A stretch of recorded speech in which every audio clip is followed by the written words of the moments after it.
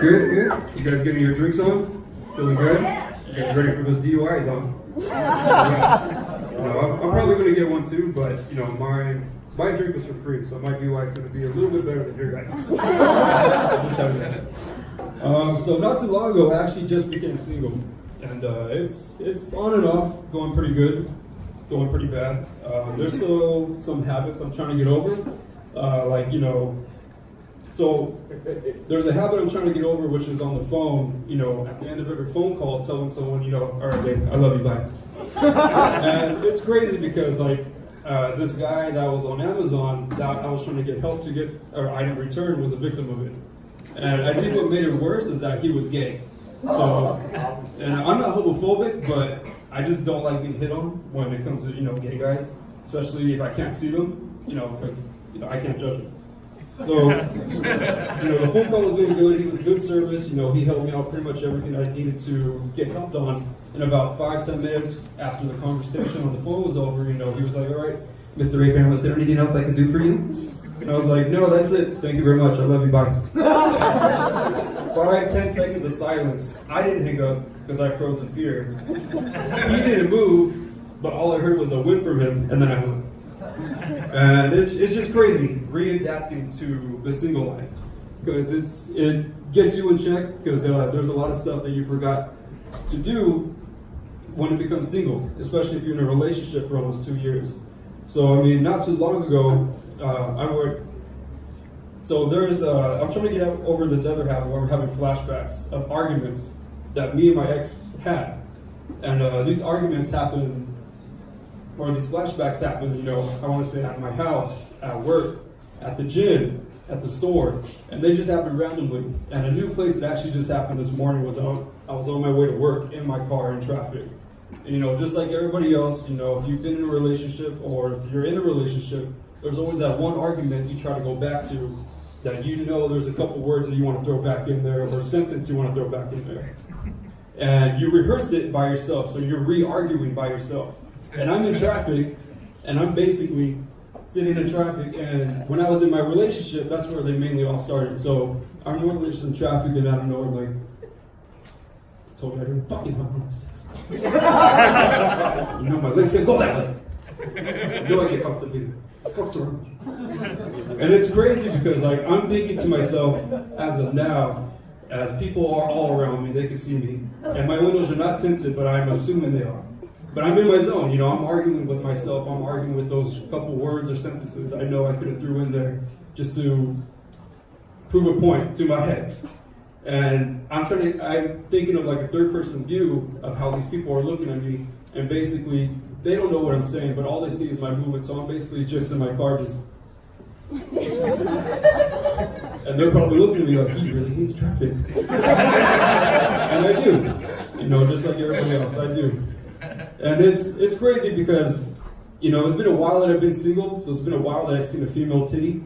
And I want to say a couple of weeks ago, so I went to a bar with a buddy of mine, and, everything's going good, the vibe's good. Out of nowhere, me and him we're just drinking, we get our second round, and we hear 2 glasses break on the floor, one after another. So we turn and look, and randomly, these 2 girls are just fighting. And we don't know what's going on, we're just watching pay-per-view now. And so, clothes are being tugged on, clothes are being ripped off, and there's 2 girls are fighting. And I think what's making it work, or what's making it better, is that no one's trying to break it up. So me and my friend look at each other and say, cheers. And so now we're watching it, and eventually one of the girls' shirt gets ripped off, and we see her bra. So we know what's coming next after we see that bra. And so they're still going at it, and eventually one of the girls' titties popped out. And once her titty popped out, and it's been a while since I've seen a titty, the little kid in me came out. So I was all, whoa! And I think it's been a while that my buddy has seen a female titty too, because he was in the background pretty much just, sharing. He's in a relationship, but he hasn't seen another female titty, so he's in the background just waiting for more, just coming along. And so eventually the fight breaks, or the fight ends, and that was pretty much it for that one titty I saw. I was waiting for the other one, but someone eventually broke it up. And not too long ago, I mean, one of my good buddies, Steven, he became a victim of me being single. And so I want to say about a week after I became single, me and a group of buddies of mine scheduled a trip to Tahoe to do our fantasy draft, because that's how you do a fantasy draft in Tahoe. And so it's about 4 or 5 hour long drive, maybe more. And I tell Steven, hey, bro, can you just ride with me along? I don't want to be alone. Especially when I'm going through. He's like, yeah, that's cool, man. Yeah, no trip. I got you. I was like, all right, but I need gas from the bitch, so you can't get away that easy. And so we're about maybe 2-3 hours into the drive, and the drive's going good. I'm in my zone. There's no traffic. We're going to be there on time. Meet up with everybody, and as I'm in my zone, my song comes on, which is by John Legend, "All of Me." And it used to be me and my ex's song that we would nail it almost every time. So the song's playing, the mood's going good, the vibe's good, and I forget that I'm with my buddy, and I think I'm with my ex. And so the drive's going good, and out of nowhere, I'm driving, and eventually for any boyfriend, any husband, it's autopilot, automatic that you want to hold your girlfriend's hand as you're driving. And so I'm in my zone, and I'm just thinking, singing the song, every line in my head. And eventually that one line comes on where, it's even though you're crying, you're beautiful too. I start to reach over.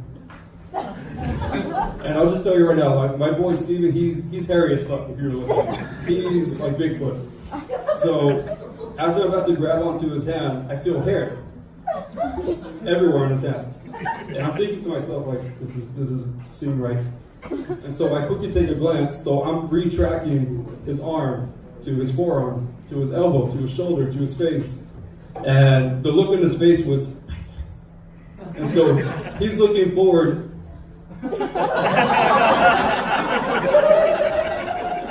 And he doesn't know what to do. I snap back to reality, I take my hand back. And now it's about 20-minute awkward drive. And we still got about another hour and a half, maybe 2 hours. And so to finally break the ice, knowing that we're going to be in this car for another bit longer, I slowly start to break the ice. So I'm, driving, I'm just...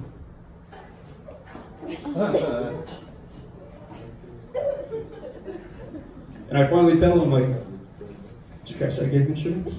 And he hits me back with this. It's Wednesday, Abe. There's no game on Tuesday. And I'm driving and so we're going, and I'm still trying to, look at him, trying to break the ice, and the look on his face is still just looking forward, and now that I'm looking at him, his hand is close to his chest, just.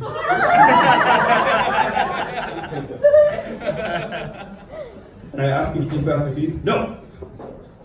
And so, as soon as we get to the cabin, he's the first one to run into the room and lock himself in there. The thing that sucks is that there's one room where it has 2 bunk beds, and I'm eventually sharing the room with him, but I have my own separate room. And the funny thing too is that the funniest shit that day that happened is that at night, so we all went grocery shopping, and we got a load of food for the weekend for our trip. And so we're back in the cabin, we're loading up the house with all the bags of food. My buddy Steven is holding 3 bags and he's kind of struggling. And so I run up to him, hey bro, you need a hand? He's all, no! Thank you guys, that's all I got.